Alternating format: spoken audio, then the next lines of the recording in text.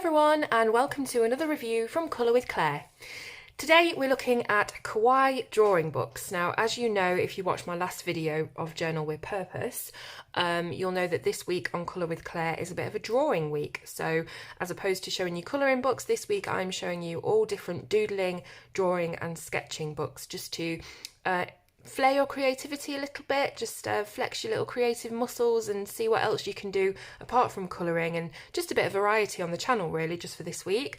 So these three books are all drawn by the exact same person. I'm not exactly sure how you say her name, so I don't want to mess it up, but her first name is Angela, and she draws the most cutest, sweetest, simplest little kawaii drawings, which is Japanese for cute.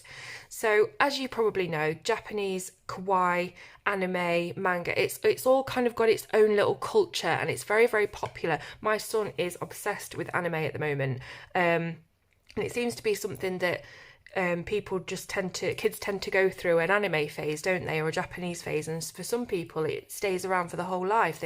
There's interest and fascination with all things Japanese, kawaii, and this kind of aesthetic. So each book is different. We've got how to draw really cute stuff, how to draw really cute animals, and how to draw really cute food. So there are a few animals and food stuffs in the first book, but these two are the more kind of comprehensive editions that have a lot more of those particular categories. So I'm going to show you the first book first of all, and then I'll go through the other two. So, oh no, my little thing's ripped. I'll have to get a new piece of wrapping paper for my backdrop. Anyway, so this is the first one, and you open it up. It's a very, very sweet kind of illustrated book. It's got really nice kind of powder pastel-y colours throughout it, and it's just got a really nice, warm and cosy feel to it. So first of all, you've got your contents page. You've got your getting started, so the usual first few pages where the author tells you what tools they use and things like that. Then you've got chapter 2, which is cute people. Then you've got cute creatures and cute things. So this is a bit of an introduction from Angela. It says, hello there, my name is Angela. I'm an artist who specialises in drawing cute stuff. Anything small, fluffy or with a face. So basically that's what you'll find in the book. One of the reasons I like to draw is the mysterious phenomenon that cute illustrations always make people happy. They do, don't they? This really is a very happy book. Even if it's just a small doodle on someone's napkin, it never ceases to brighten a person's day. It also can't be helped when cute things are all around us. We find them in animals like dogs and places such as our own homes.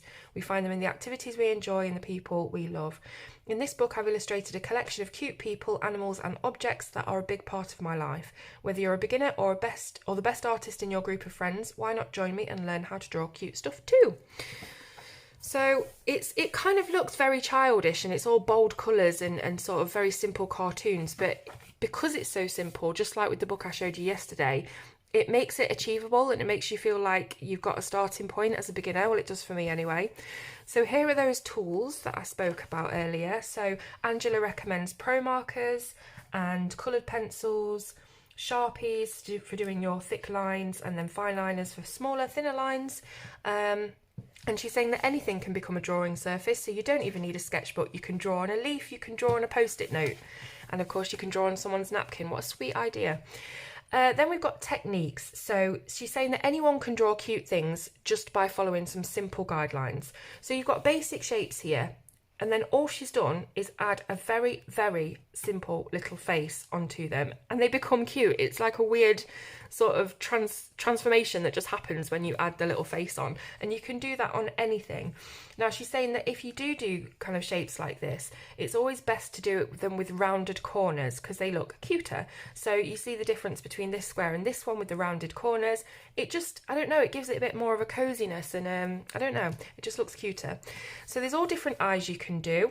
There's all different noses and mouths, but usually you don't really find noses on these kind of kawaii drawings.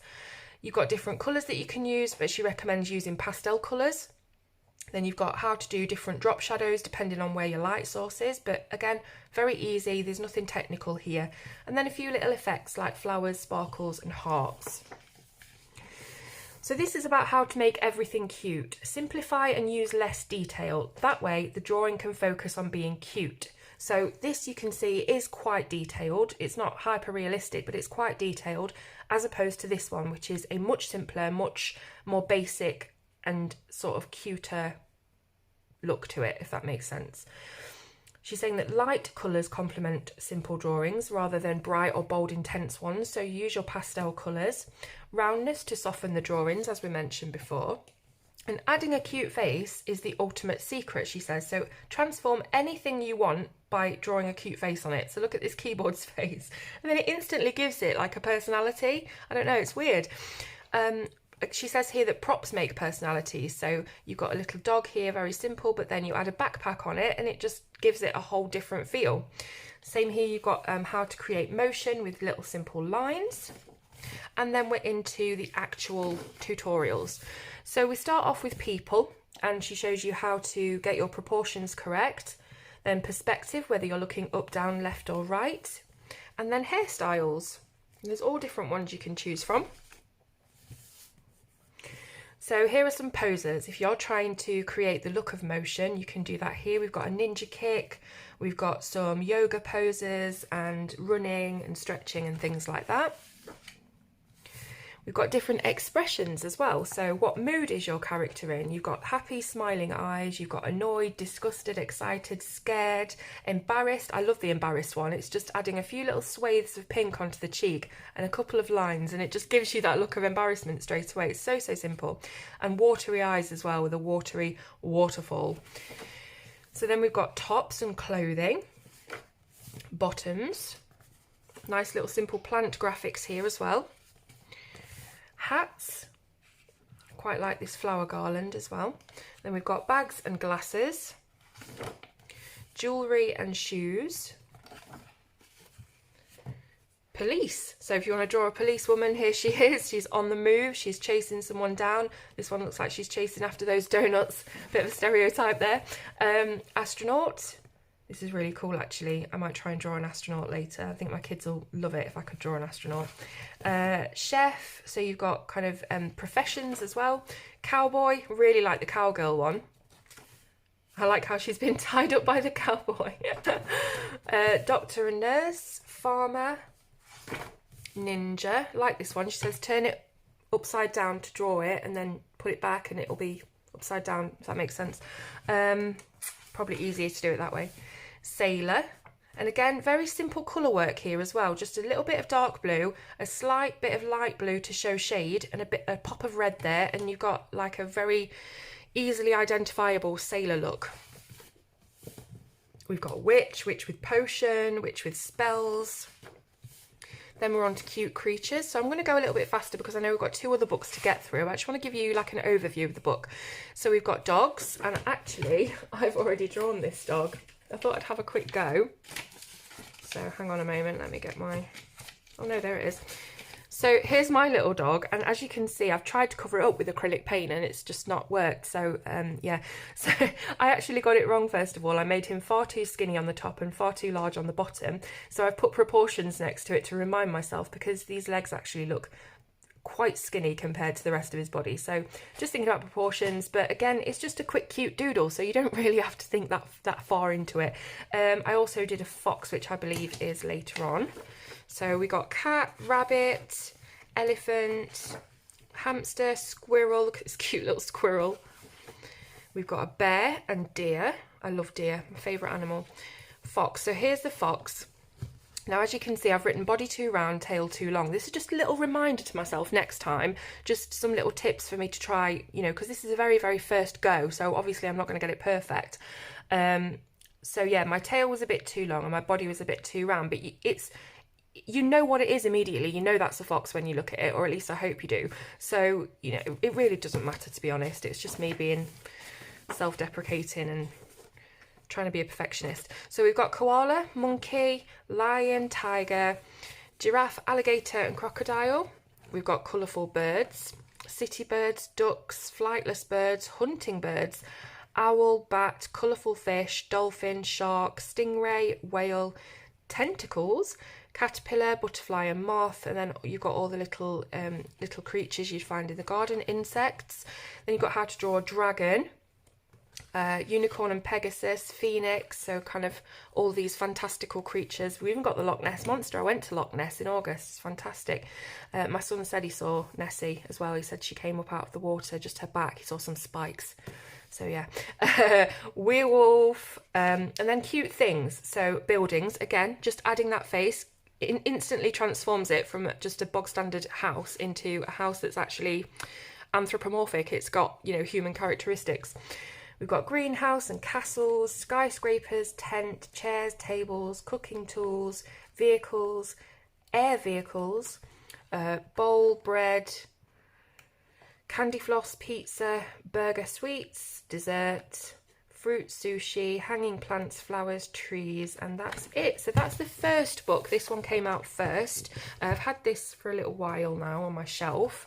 And then these two that I'm about to show you kind of came out together. So this is the cute animals, and again, I think it follows the same principle, the same format all the way through. So you've got your books belongs to page. It's all very pastel-y and really cute and cozy. So a bit from Angela again. Then you've got your tools again. You've got the basics of cuteness. So again, she's showing you that too much detail can sometimes be a downfall if you try and do that, even though that looks beautiful. If you just simplify it, it looks a lot cuter and rounder and softer. Again, light colours and keeping that roundness. You've got your different facial expressions for the animals. And then you've got the cute creature collection. So this is a bit like your contents page, and you can find by the number each animal. So that's a really nice contents way of laying it out. So we start off with a hamster. Now we did see hamsters, and we did see a few of these in the original book, but they are different. They're different positions and poses and things. So it's not like you're duplicating if you buy both books. So we've got a duck and hedgehogs. We've got practice drawing different tails on these kitties. So rather than in the first book where I guess you're supposed to do it on your notebook, in this book you've actually got practice pages that you can go straight into the book and practice. So we've got foxes, again, different poses. So the one that I did was very much curled up on itself in that first book, and you've got a few different poses in this one. So we've got mouse, and I like this one because you can just dive straight into the book and draw on it. We've got dogs. We've got sheep and chickens and wolves, bear, kangaroo, owl, llama. Love llamas. They're really popular at the moment, aren't they? Koala, red panda. Oh, wow. I love red panda. I'm going to have to Google red pandas now because that is really sweet. I don't think I've ever seen a red panda before. Camel, dinosaurs. Awesome for the kids. Monkey and gorilla. So that's another thing, actually. It's a good point, is if you buy these books and you've got any children or nieces and nephews or friends' children, or you know, if you work with children even, it's a really nice little thing to do together, and it's not so difficult that kids are going to become frustrated and give up easily. So yeah, really, really nice book. Seahorse, walrus, octopus and squid, even a narwhal. We've got beaver, turtle, just so cute. And you could even turn some of these into Pokemon if they wanted to draw a Squirtle or something, you know, it'd be a nice easy way of doing that. So that's that one, how to draw really cute animals. And finally, we get into the real kawaii kind of thing now, which is drawing really cute food. So it's giving a face to your food, and you see this all the time. So again, exactly the same format. You've got your contents page, and then tools page, and then the basics of food animals. So again, just showing you how to add ears and a face, even adding tail and feet and things like that. Then we've got basics of cuteness. Remember to simplify, use light colours and keep roundness.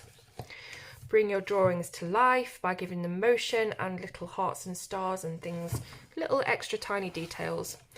So you've got your contents layout, and then it's straight into snacks and appetizers. So we've got popcorn. I really love this popcorn machine as well. It's not just like she's drawing one particular thing, she's giving you a few different options. So we've got hot dogs, actual hot dogs, tortilla chips, and you can make those into the shell of a turtle. So it really is quite innovative the way that she's done this. So we've got steamed buns and dumplings, I think, I'm not sure. Then we've got bread, we've got cheese selection, I love this book, chips and wedges. We've got wrapped appetizers like little burritos, leaf wrappings like sushi, salads, chowder. I'm still not sure what chowder is. I think it's some sort of soup. Sandwich platter, sweet corn, stuffed vegetables, actually stuffed with animals. Oh my goodness, can't get any cuter. This is entrees. So we've got little cheeseburgers, sliders, curries, stone pots, pasta, rice, soup, fine dining. Oh, so this is like kind of Michelin star dining where, you know, it's all about the presentation, isn't it? And we've got hot pots, noodles, breakfast foods, pizza, cakes, pastries, parfait, crepes, chocolate, sweets, biscuits, ice cream, macarons, pies, caramel puddings, fruit desserts, and then cute drinks. So in this one, look at this beautiful unicorn kind of cream-topped whipped cream milkshake. Even how to draw little sweet sticks poking out of it. Just little tiny ideas that you can use to customise your drawings. A cup of tea, fizzy drinks as well, juice boxes, coffee, and what was that last one? Fancy drinks, so like cocktails and things like that. And that's it. So even though I've shown you quite a quick overview of that, I think you get the gist of the style of all of the books. And as I say, they really are a great little way of just taking 5 minutes for yourself and thinking, okay, I'm going to learn how to draw a lobster today, or I'm going to learn how to do a sandwich with a face. You know, if a kid asks you to draw something, you've always got something to just pull out and draw, you know. So hopefully you've enjoyed looking at the books. I also think that I did a few more drawings. Yeah, I did. I did a flamingo and an ice cream, and I had to draw a little laughing emoji at this middle section of ice cream. This scoop looks awfully dilapidated, doesn't it, compared to the other two? But I'm really pleased with how the flamingo came out. So yeah, happy with the books, and they really are kind of lift up books, you know, they do make you feel happy just by looking at them. So there will be links in the description of where you can buy these books. They're all on Amazon, so easily findable for everybody. They're probably on the book depository as well. If they are, I'll put links in the description. But yeah, I'd love to know in the comments what you think of the books. I think they're beautiful. I love them. And please do give me a thumbs up on the video. Again, I hope you're enjoying this little bit of a drawing segue this week. And yeah, thanks so much for watching, and I'll see you soon on Colour with Claire.